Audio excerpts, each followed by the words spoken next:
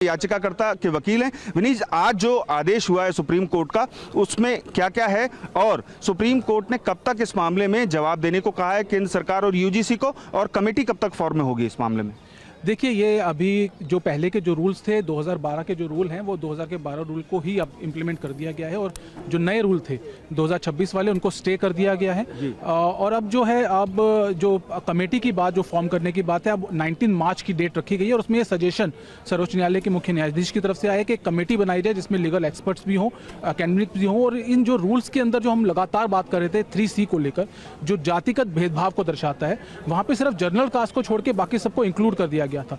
तो कहीं ना कहीं ये दिखाया जा रहा था कि जनरल कास्ट के जो लोग हैं वो ही सिर्फ डिस्क्रिमिनेशन करते हैं। इसको लेकर कंसर्न सर्वोच्च न्यायालय के मुख्य न्यायाधीश ने भी दिखाया कि कहीं ना कहीं ये लोगों को बांटने की, विद्यार्थियों को बांटने की बात कर रहा है। इसी को लेकर अब जो है स्टे कर दिया गया है और अब आगे जो कार्रवाई होना है। न्यायमूर्ति बागची ने एक बहुत अहम टिप्पणी की कि इस मामले में जो अमेरिका है वहां पर अश्वेत और श्वेत के अलग अलग स्थितियां रहती हैं, अलग अलग कॉलेज में कई बार उनको दाखिला लेना पड़ता है, तो ऐसी स्थिति यहाँ ना बने। वो आखिर किस चीज को दर्शा रहे थे और वो क्या बताना चाहते थे? देखिए, वही जो प्रॉपर इंक्लूजन की हम बात करते हैं कि सोसाइटी का हर वर्ग एक साथ मिलकर रहे, और हमारा देश का संविधान भी यही कहता है। लेकिन जो संविधान की मूल धारा जो है, चाहे हम आर्टिकल 14 की बात करें, आर्टिकल 15 की बात करें, उनका वायलेशन कहीं ना कहीं साफ साफ दिख रहा है। और इसी जस्टिस बागची ने ये कहा कि अगर इस तरीके के रूल रेगुलेशन बनाए जाएंगे तो कहीं ना कहीं हम सोसाइटी को डिवाइड कर रहे हैं। और इसी को लेकर जो है वो ये जो आपकी टिप्पणी जिसकी बात की वो आई थी, और इसको अब स्टे कर दिया गया और आगे की जो कार्रवाई है। एक अंतिम सवाल मैं आपसे करूंगा कि प्रथम दृष्टया इस मामले में जो परिभाषा है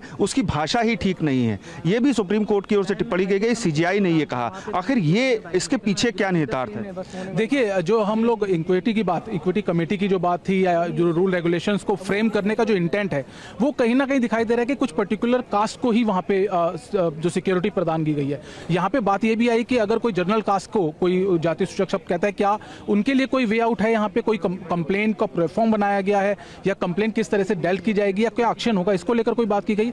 तो साफ साफ केंद्र की तरफ से आया है कि नहीं, इस चीज को लेकर नहीं देखेगा, उसका जवाब जो है प्रॉपर वे में आएगा। तो कहीं ना कहीं सीजीआई ने माना है कि जो रूल रेगुलेशन बनाए गए हैं वो जल्दबाजी में बनाए गए हैं, एक मैसेज ऐसा है, और इसको लेकर तभी स्टे किया गया है। अच्छा, अब 19 मार्च को सुनवाई होगी? बिल्कुल, 19 मार्च के लिए। हमसे बात करने के लिए शुक्रिया। तो आपने सुना कि इस मामले में जो याचिकाकर्ता के वकील हैं उनका ये कहना है कि सुप्रीम कोर्ट ने इस मामले में हर एक पहलू पर गौर किया, और अब 19 मार्च को जब अगली सुनवाई होगी तब केंद्र सरकार और यूजीसी की ओर से जो जवाब दाखिल किया जाएगा, साथ ही जो कमेटी का जो फॉर्मेशन है उस पर भी सुप्रीम कोर्ट आगे गौर करेगा।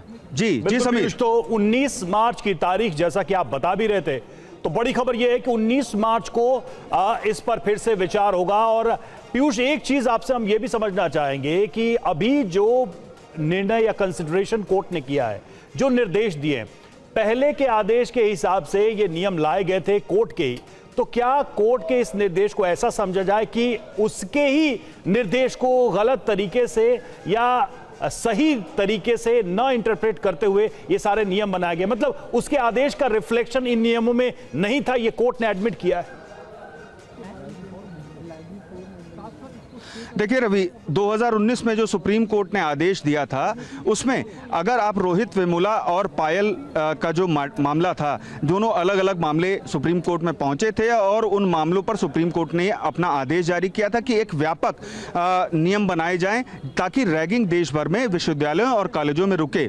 लेकिन उसमें सुप्रीम कोर्ट ने कहीं ये नहीं कहा था कि सामान्य वर्ग के छात्रों के साथ में भेदभाव किया जाए।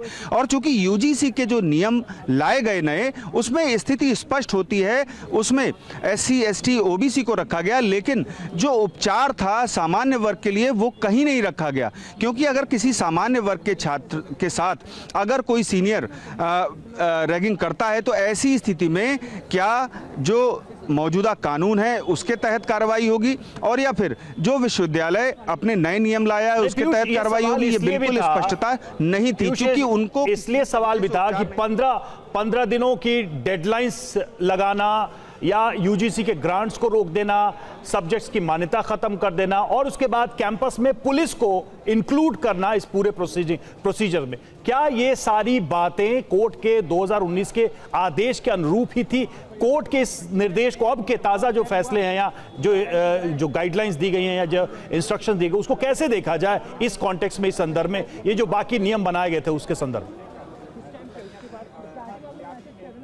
देखिए रवि, जनवरी 2025 में जब ये मामला सुप्रीम कोर्ट के समक्ष एक बार फिर आया और पायल वाला जो इशू था उसको लेकर के सुप्रीम कोर्ट ने आदेश दिया, तो समय बद्धता तय कर दी कि यूजीसी को जो व्यापक नए नियम लाने हैं वो निर्धारित समय में लाने हैं और उनको लागू भी निर्धारित समय में करना है। लेकिन सुप्रीम कोर्ट ने अपने आदेश में ये कहीं नहीं कहा था कि आर्टिकल 14 का वायलेशन किया जाए, यानी कि समानता के अधिकार का अगर वायलेशन होता है तो सुप्रीम कोर्ट भी उसके खिलाफ जाएगा। और ये स्थिति आज स्पष्ट हो गई जब यूजीसी के नए नियमों को लेकर के याचिकाकर्ताओं की ओर से दलील दी गई, तो उसमें साफ तौर पर आर्टिकल 14 और 19 का हवाला दिया गया।